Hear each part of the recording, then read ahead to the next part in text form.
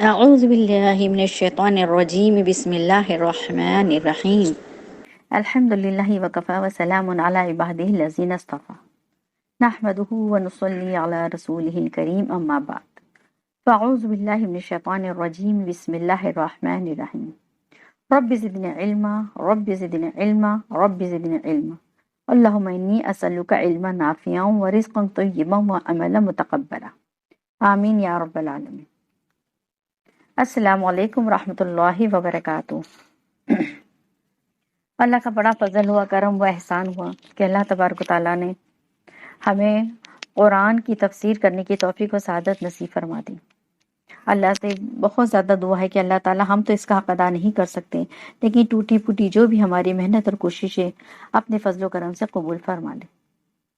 سب سے پہلے میں اس کے بارے میں تھوڑا سا انٹروڈکشن دینا چاہوں گی کہ سورۃ البقرہ ہے کیا، اور اس کا سورۃ بقرہ رکھنے کی وجہ کیا ہے، اس کا نام اس سورہ کا سورہ بقرہ رکھنے کی وجہ کیا ہے۔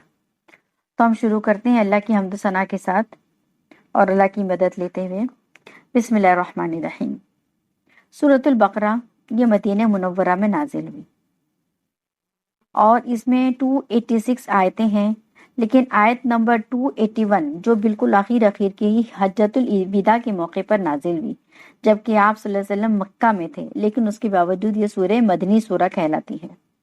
یہ پہلی سورہ ہے جو مدینہ منورہ میں نازل ہوئی۔ اب تک کی جتنی بھی سورہ نازل ہوئے سب کے سب ہجرت کے دوران نازل ہوتی رہیں۔ اس سورہ کا نام سورہ بقرہ اس لیے رکھا گیا کہ اس میں آیت نمبر 68 سے لے کر آیت نمبر 73 تک ایک گائے کا واقعہ ہے، اس کے بارے میں ہے یہ قصہ، اور عربی زبان میں گائے کو بقرہ کہتے ہیں، اسی لیے سورہ کا نام اسی واقعے کے اعتبار سے سورہ بقرہ رکھا گیا۔ یہ سورہ جو ہے سورہ مطففین کے بعد نازل ہوئی، مگر قرآن کو مرتب کرنے والے صحابہ کرام نے اسے نمبر 2 پر رکھا ہے۔ اس سورہ میں اللہ تبارک تعالیٰ کی احکام ہیں، توحید کا تذکرہ ہے، رسالت کے بارے میں بیان ہے، اور بہت سے واقعات ہیں۔ اس میں نصیحتیں ہیں، یہودیوں کی سرکشی اور نافرمانی کا تذکرہ ہے، ایمان، کفر، نفاق، اس کے بارے میں بیان ہے۔ اس میں تھوڑی واضح و نصیحت بھی ہے، ایمان کا بیان، ایمان کی دعوت جو آدم علیہ السلام سے چلی آ رہی اس کا تذکرہ ہے۔ اس میں نہیں انل منکر، یعنی جن کاموں کے کرنے کے شریعت نے منع فرمایا اس کا بھی تذکرہ ہے۔ لہٰذا یہ سورہ بہت ہی زیادہ اہم سورہ ہے۔ اب اس سورہ کی کچھ فضیلتوں کے بارے میں ہم بات کرتے ہیں کہ یہ قرآن کریم کی سب سے بڑی سورت ہے اور بہت سے احکام پر مشتمل ہے۔ نبی کریم صلی اللہ علیہ وسلم نے ارشاد فرمایا کہ سورہ بقرہ کو پڑھا کرو، کیونکہ اس کا پڑھنا برکت ہے اور اس کا چھوڑنا حسرت اور بدنصیبی ہے، اور اہل باطل اس پر قابو نہیں پا سکتے۔ حضرت معاویہ رضی اللہ عنہ نے ایک جگہ نقل کیا ہے کہ اہل باطل سے مراد جادوگر ہے، یعنی اس سورت کے پڑھنے والے پر کسی کا جادو نہیں چلے گا۔ الحمدللہ، کتنی اچھی بات ہے۔ اور حضرت صلی اللہ علیہ وسلم نے ارشاد فرمایا، جس گھر میں سورۃ البقرہ پڑھی جائے وہاں سے شیطان بھاگ جاتا ہے۔ یہ ابن کثیر از حکیم کے اندر بیان ہے اس کا۔ رسول اللہ صلی اللہ علیہ وسلم نے ارشاد فرمایا، سورۃ البقرہ سنام القرآن اور ذروۃ القرآن ہے۔ سنام اور ذروہ ہر چیز کے اعلیٰ و افضل حصے کو، یعنی بلندی یا اونچے حصے کو کہا جاتا ہے۔ جیسے کہ اونٹ کے اوپر کا جو کوہان رہتا ہے اس کا کوہان کیسا ابھرا ہوا رہتا ہے، تو اسی طرح یہ سنام ہے۔ اس آیت کے نزول کے وقت 80 فرشتے اس کے اعزاز میں نازل ہوئے۔ یہ ابن کثیر از مسند احمد سے لی ہوئی ہے۔ حضرت ابو ہریرہ رضی اللہ عنہ کی حدیث میں اس صورت میں ایک آیت ایسی ہے جو تمام آیت قرآن میں اشرف و افضل ہے، اور وہ آیت الکرسی ہے۔ یہ بھی ابن کثیر از ترمذی سے لی گئی ہے۔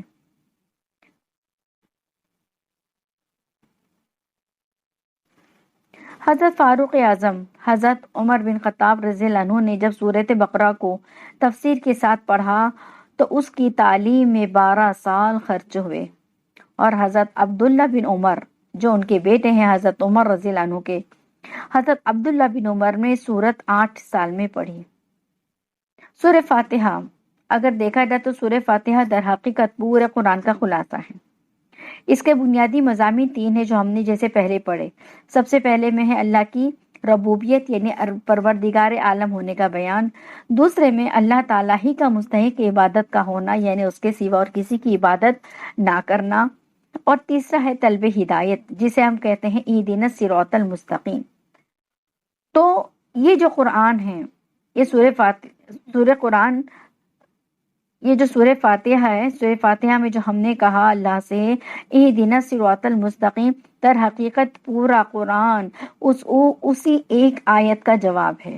اہدنا الصراط المستقیم کے جواب میں اللہ نے پورا کے پورا قرآن نازل فرما دیا کہ جو شخص صراط مستقیم پر چلنا چاہتا ہے تو وہ سیدھا راستہ قرآن ہی میں ملے گا.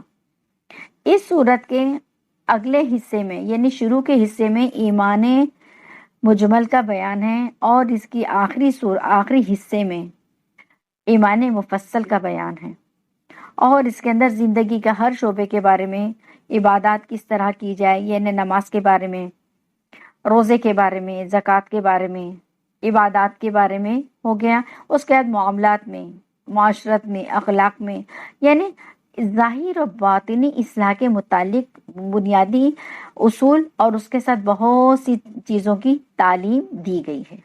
الحمدللہ رب العالمین. اب ہم سورہ شروع کرتے ہیں.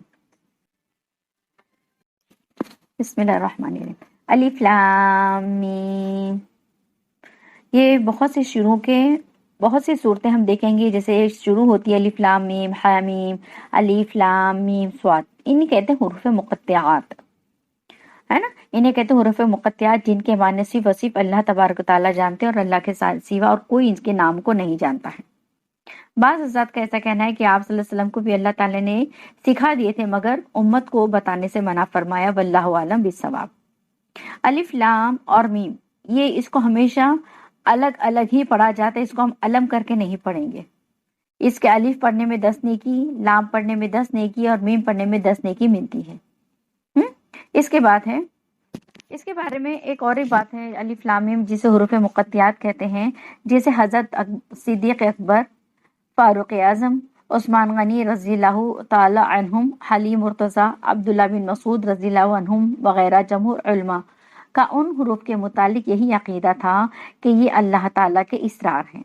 ہمیں ان پر ایمان لانا چاہیے کہ اللہ تعالیٰ کی طرف سے آئے ہیں اور جس طرح آئے ہیں ان کی تلاوت کرنی چاہیے، مگر معنی معلوم کرنے کی فکر میں پڑھنا بالکل بھی درست نہیں ہے. اس کے بعد کی جو آیت آتی ہے وہ آیت ہے ذالک الکتاب لا ریب فیہ، ہے نا. عربی کتاب میں ریب کا معنی ہوتا ہے شک کے، لا ریب فیہ یعنی کہ وہ کتاب ہے جس میں کوئی شک نہیں، یعنی بالکل صحیح کتاب ہے، بالکل پکی ٹکی کتاب ہے. کیونکہ یہ کتاب سورہ فاتحہ میں جس طرح انسان نے درخواست کی سے صراط مستقیم کی، تو یہ سارا کے سارا قرآن اسی درخواست کا جواب ہے.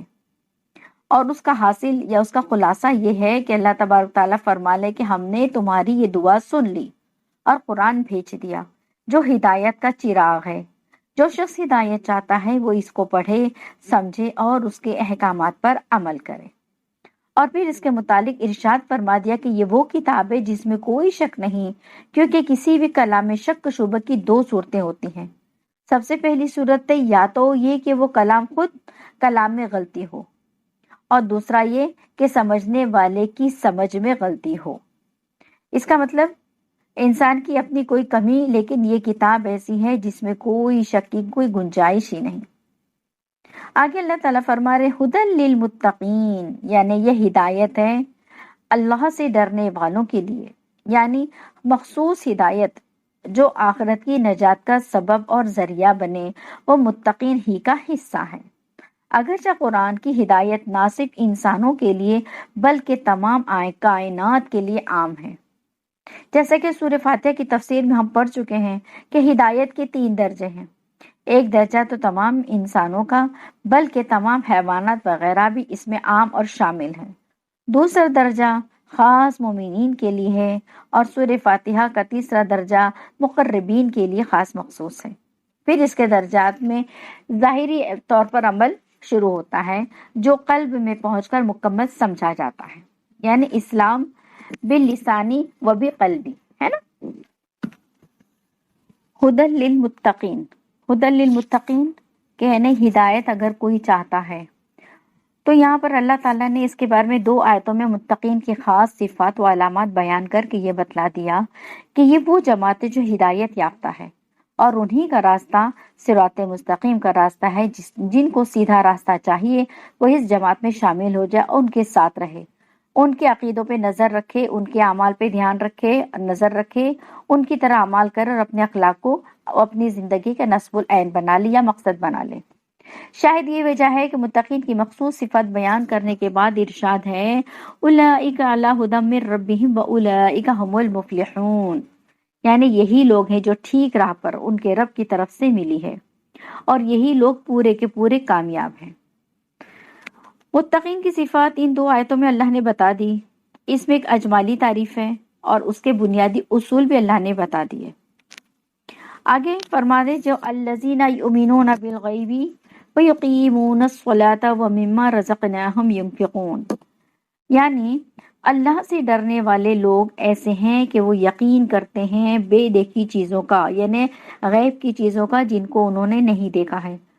وَيُقِيمُونَ الصَّلَاةَ، اور وہ قائم کرتے ہیں نماز کو، وَمِمَّا، اور جو کچھ ہم نے رزقناہم ان کو رزق دیا ہے، ينفقون، وہ اس دیے ہوئے رزق میں سے خرچ کرتے ہیں۔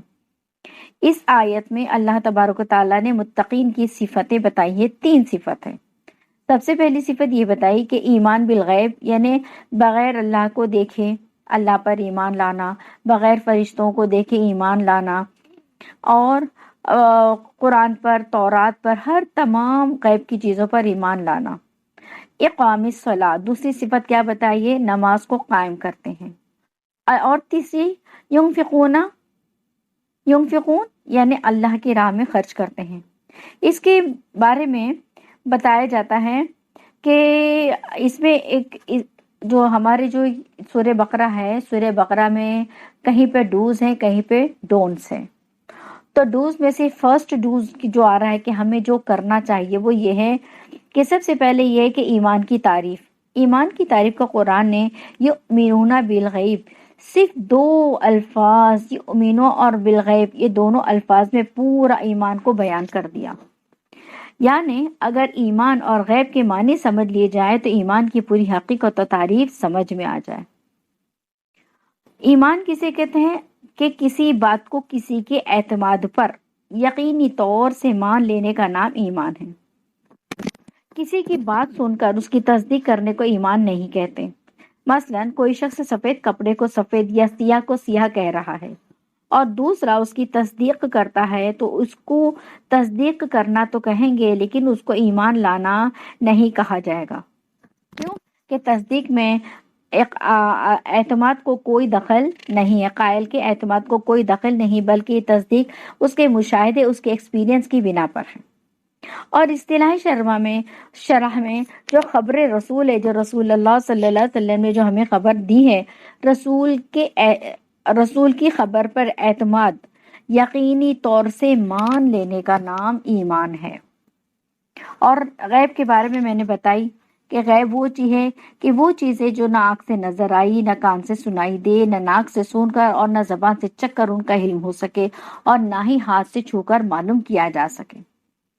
قرآن میں غیب جو ہے وہ اس سے تمام چیزیں مراد ہے جن کی خبر رسول اللہ صلی اللہ علیہ وسلم نے عطا فرمائی ہے۔ الحمدللہ۔ تو یہاں پر جو ہے ان کا علم اللہ کے نبی صلی اللہ علیہ وسلم کے ذریعے سے ہمیں ملا ہے، جسے کہتے ہیں بداہت عقل، حواس خمسہ کے ذریعے نہیں ہو سکتا۔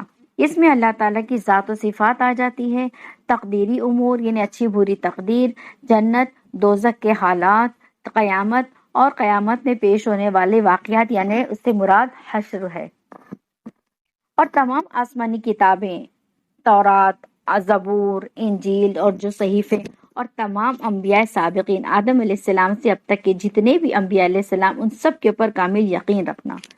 اس کی تفصیل اسی سورہ بقرہ کے ختم آمن الرسول میں آ گئی ہے۔ گویا یہاں پر ایمان مجمل کا بیان ہوا ہے اور آخری آیت میں ایمان مفصل کا۔ الحمدللہ۔ اب اس میں دوسری چیز جو ہمیں کرنے کی ہے وہ اقامت کے معنی ہے محض نماز پڑھنا نہیں ہے، بلکہ نماز کو ہر جہت ہر حیثیت سے درست کرنے کا نام اقامت ہے، جس میں نماز کے تمام فرائض آ گئے، واجبات آ گئے، مستحبات آ گئے، اور ان پر ہمیشہ کے لیے اس کو پڑھنا۔ ایسا نہیں کہ ہمارے حالات برے آ گئے تو پڑھنا، بیمار ہو گئے تو پڑھنا، بہت پریشانی آئی تو پڑھنا، جب اللہ پریشانی کو دور کر دے تو نماز کو چھوڑ دینا، ایسا نہیں، بلکہ ہمیشہ اس کا اہتمام کیا جائے۔ یہ سب کے سب اقامت کے معنی میں داخل ہیں، اور صحیح یہ ہے کہ اس جگہ نماز سے مراد کوئی خاص نہیں، بلکہ فرائض، واجبات اور نفلی نماز سب کے سب شامل ہے۔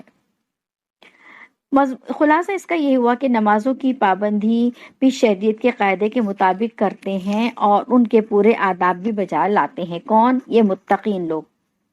تیسری جو بات ہمیں کرنی ہے، جو ہمیں اس آیت سے ملتی ہے، کہ جو کچھ اللہ تبارک تعالیٰ نے متقین کو دیا وہ سب کے سب اللہ کی راہ میں، وہ اکثر اس کا حصہ اللہ کی راہ میں خرچ کرتے ہیں، چاہے وہ زکوٰۃ کی صورت میں ہو، چاہے قرض کی صورت میں ہو، یا صدقات کی صورت میں ہو، یا کوئی دوسرے نفلی صدقات وغیرہ کی شکل میں ہو۔ کیونکہ قرآن کریم میں جہاں کہیں بھی لفظ انفاق استعمال ہوا، اس سے مراد عام طور پر نفلی صدقات ہوتے ہیں، جسے عام طور پر کہا جاتا ہے، لیکن زکوٰۃ کے لیے خاص اللہ نے لفظ لائے ہیں زکوٰۃ، اس کے لیے زکوٰۃ کا وصف خاص طور پر لایا جائے۔ اب یہاں پہ جو ایک چھوٹا سا مختصر جملہ اللہ نے اتارا ہے، مما رزقناہم، اگر اس پر ہم غور کریں تو پتہ چلے گا صرف ایک طرف یہ لفظ اللہ کی راہ میں مال خرچ کرنے کا ایک قوی ارادہ انسان کے دل میں پیدا کر دیتا ہے کہ جو کچھ ہمارے پاس ہے یہ سب کے سب اللہ کا دیا ہوا ہے اور سب کے سب اللہ ہی کی امانت ہے۔ اگر ہم اس مال کو بھی اللہ کی راہ میں اس کی رضا کے لیے خرچ کر دیں تو حق بجا ہے، اس میں ہمارا کوئی احسان نہیں۔ کسی شاعر نے کیا خوب کہا ہے، جان دی ہوئی اسی کی تھی، حق تو یہ ہے کہ حق ادا نہ ہوا۔ واقعتاً اس پر اللہ تعالیٰ نے آگے فرمایا کہ ہماری دیے ہوئے مال کو بھی پورا خرچ کرنا نہیں، بلکہ اس کا کچھ حصہ خرچ کرنا۔ جیسے کہ اگر ہماری انکم بہت اچھی ہے تو زکوٰۃ میں تو 2.5 آتا ہے، لیکن صدقے کے اندر ہم 2.5 سے بڑھ کر ہم بہت سے اخراجات کر سکتے ہیں۔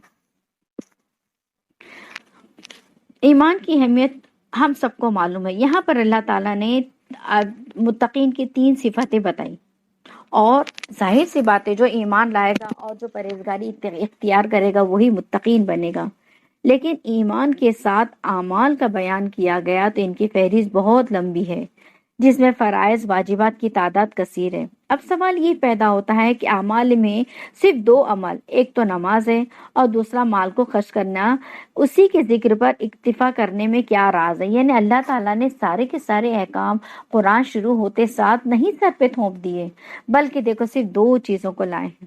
یعنی یہاں پر اس طرف اشارہ ہے کہ جتنے بھی اعمال انسان پر فرض یا واجب ہیں، جیسے کہ دیکھو 5 وقتہ نماز فرض ہے اور وتر کی نماز واجب ہے، ان کا تعلق انسان کی ذات سے یا تو اس کے جسم سے ہے یا اس کے مال سے ہے۔ بدنی عبادت یا پرسنل عبادت جسے ہم کہیں گے، اس سے ہم کہیں گے جیسے نماز یا کہیں گے روزہ، ہے نا؟ تو یہاں پر صرف اسی چیز کا اکتفا کیا گیا، نہیں صرف اسی چیز پر اللہ تعالیٰ نے صرف اتنا ہی کہا۔ اور مالی عبادت کہ جس کے اندر تمام اخراجات اللہ کی راہ میں جتنا بھی ہم دیتے ہیں، در حقیقت یہ تنہا 2 اعمال کا ذکر نہیں ہے کہ ایک اعمال بدنی اور ایک اعمال مالی، بلکہ تمام اعمال اور تمام عبادت ان کے حصے میں، ان کے ضمن میں آ گئے۔ یہاں پر پوری آیت کے معنی یہ ہوں گے کہ متقین لوگ وہ ہیں جن کا ایمان بھی کامل ہے، عمل بھی کامل۔ ایمان و عمل کے مجموعے کا نام اسلام ہے۔ گویا اس آیت میں ایمان کی مکمل تعریف کے ساتھ اسلام کے مفہوم کی طرف بھی اشارہ ہو گیا۔ الحمدللہ، اللہ تبارک و تعالیٰ اور اس کے رسول صلی اللہ علیہ وسلم کی محض دل میں تصدیق کر لینا شرعاً اس وقت تک معتبر نہیں جب تک کہ زبان سے بھی اس کی تصدیق کا اظہار اور اس کی اطاعت و فرما برداری کا اقرار نہ کر لے۔ اسی طرح زبان سے تصدیق یا اظہار یا فرما برداری کا اقرار اس وقت تک معتبر نہیں جب تک کہ دل میں اللہ اور اس کے رسول کی تصدیق نہ ہو۔ یعنی صرف زبان سے کہہ دینا کہ ٹھیک ہے میں ایمان لے آئی، لیکن دل میں نہ ہونا، یا دل میں ہونا اور زبان سے اقرار نہ کرنا، یہ دونوں چیزیں معتبر نہیں ہیں۔ آپ کو دونوں چیزوں کا اعتبار یہ اقرار کرنا ہوگا۔ دیہاتی لوگ آگے ہے، ایک حدیث پاک کا مفہوم ہے، یہ دیہاتی لوگ یہ کہتے ہیں کہ ہم ایمان لے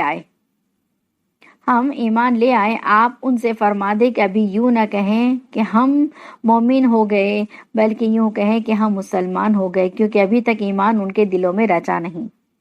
یہ حدیث نہیں ہے، یہ قرآن کی ایک آیت ہے، لیکن میرے پاس ابھی اس کا آیت کا ریفرنس نہیں ہے۔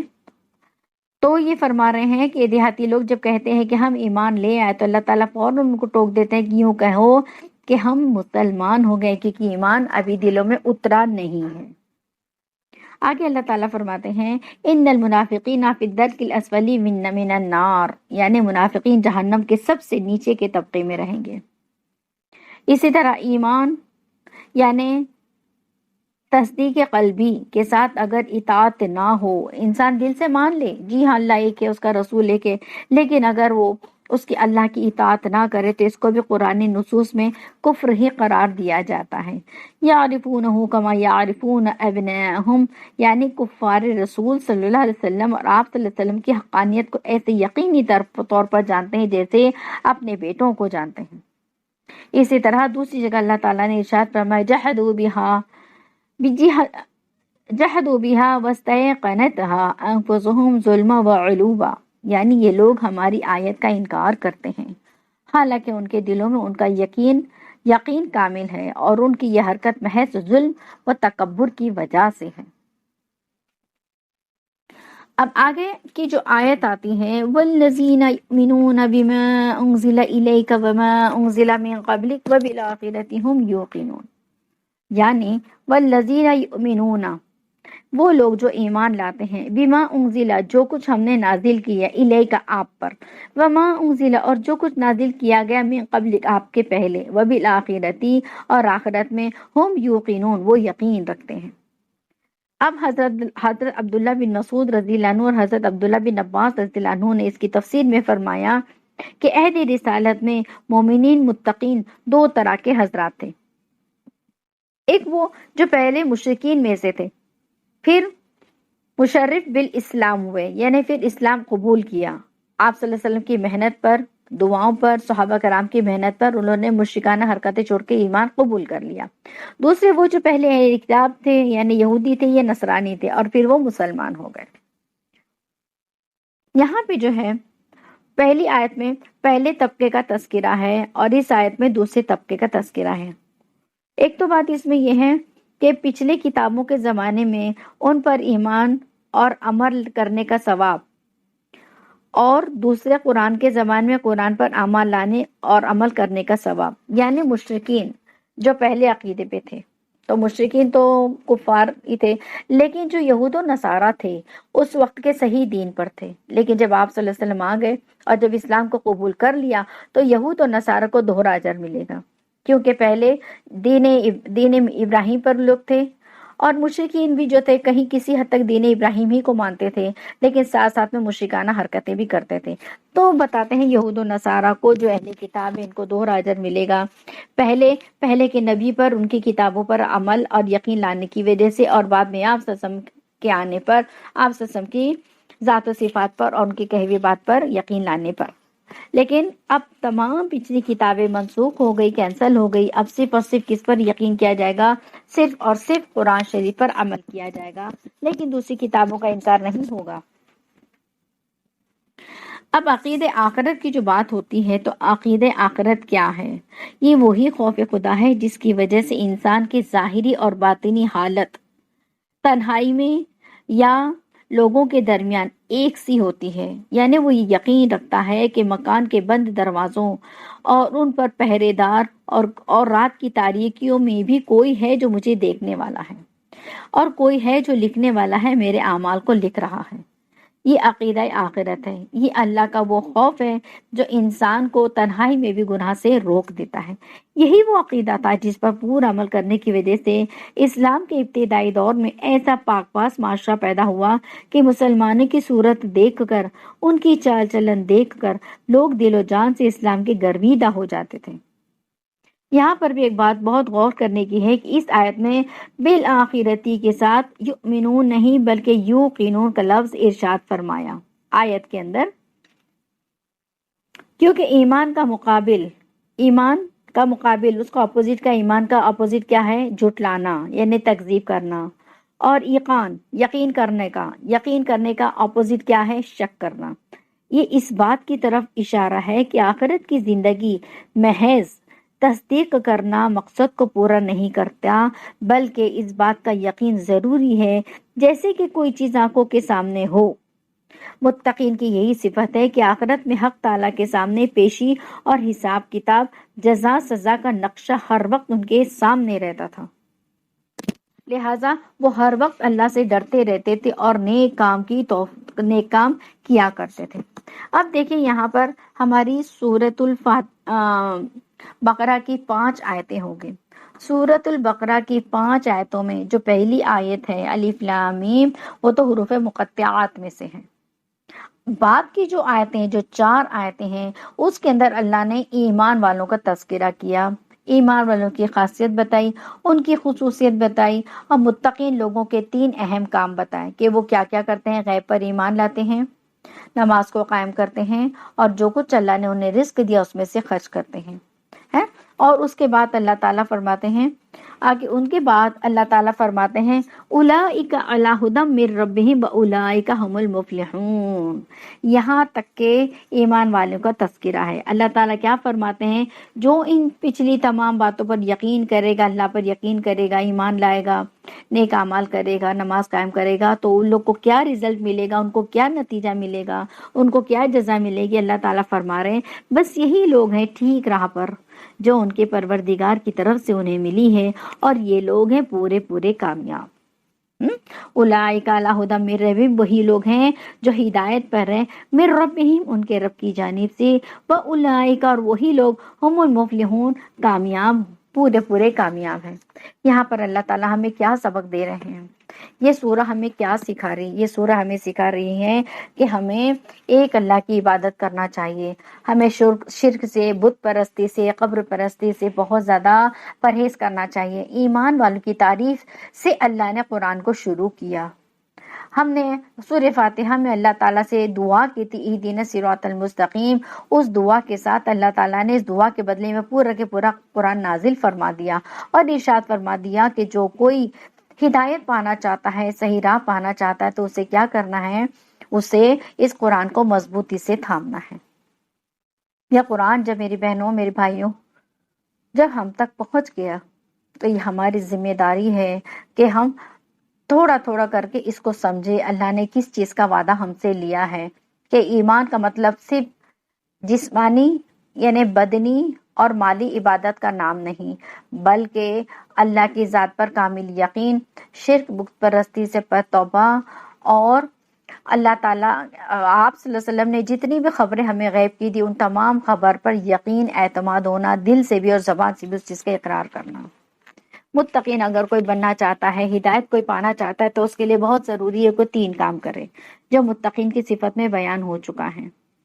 اور اللہ تعالیٰ نے جتنی کتابیں اتاری ہیں ابھی بھی اور اس کے پہلے بھی، ان تمام کتابوں کے اوپر یقین لانا، یعنی تورات پر، زبور پر، انجیل پر۔ آگے اللہ نے فرمایا تھا ھدی للمتقین، یہ بہت قیمتی آیت ہے، بہت قیمتی آیت ہے، یعنی متقین لوگوں کے لیے ہدایت۔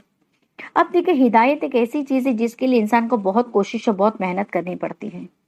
اسے صحیح ایک رہنما، ایک رہبر ڈھونڈنا ہوتا ہے جو صحیح راہ پر اس کی رہنمائی کر سکے اور صراط مستقیم پر چلا سکے۔ تو یہ وہ راستہ ہے جس کے اوپر چل کر انسان ہدایت پا سکتا ہے، اور ہدایت اتنی سستی نہیں کہ بغیر مانگے تمہیں ہدایت مل جائے۔ ہدایت کوئی اسی گولی نہیں کہ اٹھائے اور کھا لیے، جیسے سیریڈن کھا لیے، سر کا درد باذن اللہ ختم ہو گیا۔ ایسی ہدایت وہ چیز نہیں ہے، بلکہ ہدایت وہ چیز ہے جس کو انسان دل کی گہرائیوں سے اس کی تڑپ کرے، اس کی چاہت کرے، اس کی خواہش کرے، تب اللہ اسے ہدایت دیتا ہے۔ اب صراط مستقیم کے اوپر ایک حدیث قدسی ہے۔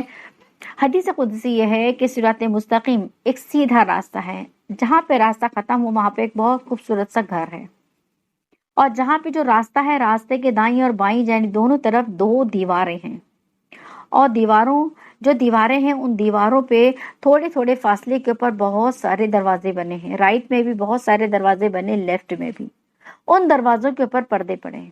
اب یہ شخص جو ہے صراط مستقیم پر ایک شخص چلنا شروع کرتا ہے، جب یہ شخص دیکھتا ہے دائیں جانب، شخص دیکھتا ہے بائیں جانب، تو سامنے جو سیدھے جو صراط مستقیم ہے وہاں پر ایک شخص درمیان میں کھڑا ہے، اور وہ شخص اسے کہتا ہے کہ تو دائیں بھی نہ دیکھ اور بائیں بھی نہ دیکھ، تو سیدھا سیدھا اس راستے پہ سے گزرتا ہوا تو میرے پاس آ جا۔ لیکن انسان کی فطرت ہے، میں حدیث پاک آپ کو خلاصہ بیان کر رہی ہوں۔ انسان کی فطرت ہوتی ہے جس چیز سے منع کیا جائے اس کی طرف خاص اس کی نظر ہوتی ہے، لہٰذا وہ دائیں جانب دیکھتا ہے، بائیں جانب دیکھتا ہے، تو وہ اس کی ہجی کرتا ہے، وہ ایک دروازے کی طرف چلا جاتا ہے جو دائیں جانب ہوتا ہے، اور دروازے کی طرف جاتا ہے، دیوار کی طرف، دیوار کے پاس دروازہ، اس دروازے کا پردہ جیسے ہی ہٹانے لگتا ہے تو ایک شخص اس دروازے کے اوپر کھڑا رہتا یا بیٹھا رہتا۔ وہ شخص اس سے کہتا ہے کہ دیکھ اس پردے کو ہاتھ نہ لگانا ورنہ تو اس میں سے گزر جائے گا، اگر تو پردہ اٹھا لیا تو اس میں سے گزر جائے گا۔ اب میں آپ کو بتاتی ہوں یہ 3 جو شخص تھے یہ کون تھے۔ پہلا شخص تو وہ تھا جو ہدایت کی طلب میں نکلا تھا، ایمان کی طلب میں نکلا تھا، سیدھے راستے پہ چل رہا تھا، کیونکہ اللہ تعالیٰ کو انسان نے سیدھی دین فطرت پر پیدا کیا ہے۔ جس شخص نے دوسرے شخص نے جو آواز دے کے پکارا تھا وہ قرآن تھا کہ تم آؤ ہدایت کی طرف آؤ، سیدھے راستے کی، اس قرآن کو تم فالو کرو یا قرآن تمہیں سیدھا جنت تک اٹھا کے لے جائے گا۔ اور جو شخص جو کھڑا تھا اوپر، جب وہ انسان نے جو پردہ ہٹایا تو جو پردہ جو تھا نا، یہ جو رائٹ اور لیفٹ میں یہ سارے گناہوں کے دروازے تھے، یہ گناہوں کے سارے دروازے پہ جس پر اللہ تعالیٰ نے حیا کے لیے ایک پردہ ڈال دیا تھا۔ اب جب انسان اگر وہ پردہ ہٹا لیتا تھا، اگر اس گناہ کے دروازے تک پہنچ کے اگر قدم رکھ دیتا تو اس میں ڈوبتا ہوا غرق ہوتا ہوا چلا جاتا تھا۔ جو تیسرا شخص جو اوپر بیٹھا وہ اس کو روکتا ہے کہ تم پردے کو ہاتھ نہ لگانا ورنہ تم اس سے گزر جاؤ گے، تو وہ انسان کے دل کا تقویٰ تھا، وہ اس کا دل کا تقویٰ تھا، وہ تقویٰ اسے روک رہا تھا کہ یہ گناہ کا کام ہے، اسے نہ کر۔ ہم دیکھتے ہیں اپنی زندگی میں جب بھی ہم سے کوئی غلط کام ہم کرنے جا رہے ہو تو ہمارا دل ہمیں ملامت کرتا ہے، ہمارا دل ہمیں روکتا ہے۔ تو یہ ہدایت کا راستہ سیدھا راستہ ہے، یہ سیدھا راستہ ہے، اس میں بہت سی رکاوٹیں آئیں گی، بہت تکلیفیں آئیں گی، اور جو دائیں اور بائیں کا جو راستہ ہے اس میں بہت سی رنگینیاں ہیں، بہت سی عیاشیاں ہیں، بہت سی مزے ہیں، لیکن یہ سارے کے سارے راستے یہ سب جہنم کی طرف لے جاتے ہیں۔ سیدھا راستہ اگرچہ کہ سیدھا ہے، مشکل ہے، اس میں بہت سی رکاوٹیں ہیں، بہت سی پریشانیاں، لیکن یہ سیدھا جنت تک لے جائے گا، اور رائٹ اور لیفٹ تمہیں بہت جلد تمہاری خواہشات تک پہنچا دے گا، مال بھی جلدی آ جائے گا، ساری نعمتیں، دولتیں، ہر چیز مل جائے گی، لیکن ان شارٹ ٹرم اور ہمیشہ کی جہنم۔ اسی لیے ہمیں شارٹ کٹ زندگی میں کبھی بھی نہیں اپنایا، ہمیشہ لانگ کٹ کی طرف رہیں، کبھی شارٹ کٹ منی کی طرف نہ جائیں، اور ہدایت اگر پانی ہو تو ہدایت طلب کرے، جیسے کہ سلمان فارسی رضی اللہ عنہ نے ہدایت طلب کی تھی، کہ ان کے بارے میں کہ مفسرین لکھتے ہیں ان کی عمر تقریباً کوئی کہتا ہے 250 سال تھی، اور کوئی کہتا ہے کسی کتاب میں لکھا ہے کہ 350 سال تھی، واللہ عالم کیا عمر تھی۔ وہ ایک مجوسی گھر میں پیدا ہوئے، لیکن ان کا دل اس بات کو مانتا نہیں تھا کہ نہیں خدا ایسا نہیں ہو سکتا۔ پھر اس کے بعد کسی طریقے سے اپنے گھر سے فرار ہو کے باہر چلے گئے، تو سب سے پہلے یہودی عالم کے پاس پہنچے، اس یہودی کے عالم کی خدمت میں کئی 100 برس رہے، پھر جب اس کی وفات کا وقت آیا تو اس نے دوسرے یہودی عالم کے پاس بھیجا، ایسا کرتے کرتے کئی یہودی عالم کے پاس سیکھتے رہے، دین سیکھتے رہے۔ اس وقت ابراہیم علیہ السلام کا دین وہ صحیح دین تھا، لیکن پھر بھی ان کی تڑپ اور پیاس نہ گزری۔ جب اس راہب کا جب بالکل موت کا وقت قریب آیا، اس نے کہا کہ تم دیکھو ابھی جو ہے عیسیٰ علیہ السلام کا دور آنے والا ہے، تو تم فلاں فلاں وہاں پر چلے جاؤ۔ پھر وہ عیسیٰ علیہ السلام کے جو اس وقت کے جو راہب رہتے ہیں ان راہب کے پاس اس نے ان کو ٹرانسفر کر دیا کہ تم وہاں جاؤ، وہاں سیکھو۔ وہاں بھی کئی سالوں تک رہے۔ پھر جب آخری جو راہب جو رہ گیا تھا، باقی سارے راہب کا انتقال ہو گیا تھا، یہ آخری راہب تھا اور اس کی بھی موت کا وقت قریب آیا. تو سلمان فارسی نے پوچھا کہ اب میں کیا کروں، تو آپ کا بھی جانے کا وقت قریب آیا. تو فرمایا دیکھو زمانہ قریب ہے کہ ایک نبی کے ظہور کا وقت ہے، اور وہ نبی نخلستان میں آئے گا، یعنی مدینہ شہر میں آئے گا. لہٰذا تم کسی طریقے سے مدینے میں شہر میں پہنچو، اور وہ جو مذہب لے کر آئے گا وہ اصل مذہب ہوگا. لہٰذا انہوں نے وہاں پر ان راہبوں کے پاس رہ رہ کے خدمت کر کر کے، مزدوری وغیرہ کر کے بہت ساری بھیڑ بکریاں جمع کری تھی. اور اس زمان میں ہماری طرح ٹرانسپورٹیشن نہیں ہوا کرتے تھے، لہٰذا قافلوں کے قافلے چلتے تھے. تو انہوں نے ایک قافلے کو آتے ہوئے دیکھا تو پوچھے کہاں جا رہے ہو؟ انہوں نے کہا نخلستان کی طرف، مدینے. مدینے کا نام اس وقت یثرب تھا، یثرب کی طرف جا رہے. یہ بڑے خوش ہو گئے، بولے مجھے لے چلو. بولے کیا دے گا؟ بولے سب بکریاں تم کو دے دوں گا. یہ لوگ لے کے چلتے ہیں، لیکن یہ لوگ دھوکہ دیتے ہیں. ان کی ساری بکری اور بھیڑ کو لے لیتے، شیپس کو لے لیتے ہیں، اور ان کو ایک غلام بنا کر یہودی کو بیچ دیتے ہیں. پھر یہودی کے غلامی میں رہتے ہیں یہ. پھر ان کو خبر ملتی آپ صلی اللہ علیہ وسلم کی. اس طریقے سے دیکھو صحیح مذہب کی تلاش میں انہوں نے کتنی ساری مشکلیں اور کتنی مشکل راہیں انہوں نے اختیار کری، تب کہیں جا کے ان کو اسلام نصیب ہوا. اسی طرح خندق والے نے اصحاب خدود کہ جس نے ایمان لے آیا تھا، اسلام لے آیا تھا ایک بچے کے کہنے کے اوپر. اس وقت کا جو کافر بادشاہ تھا، جو بڑا ظالم تھا، اس نے بڑی سی آگ جلائی اور اس کے اندر بہت بڑی کڑھائی جلائی. کڑھائی کے اندر تیل گرمایا.